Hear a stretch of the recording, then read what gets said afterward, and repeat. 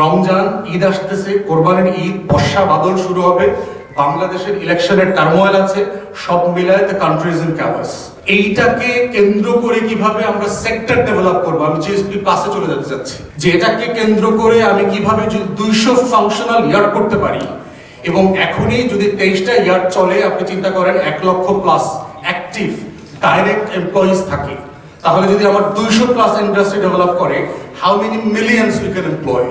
এবং এটাকে ফার্দার করে নিয়ে দুনিয়াতে আরএমজি সেক্টরের মতো Bangladesh could have been the best in ship making and recycling. আপনি সেই আপনার মধ্যযুগের আমলগুলোতে দেখেন, সুলতানি আমলে, আমাদের মুঘল এম্পায়ারের সময়, Bengal was the largest ship making industry hub in the world. Turkish empire ship making এর জন্য, শিপ বানানোর জন্য বেঙ্গলের সুলতানের কাছে রিকোয়েস্ট পাঠাইত।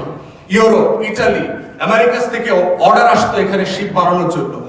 সো বাংলা ইতিহাস আছে আমাদের শত বছরের, যে জাহাজ বানানো এবং ভাঙার দুটো ইন্ডাস্ট্রিতে we are at the top for many 100 years.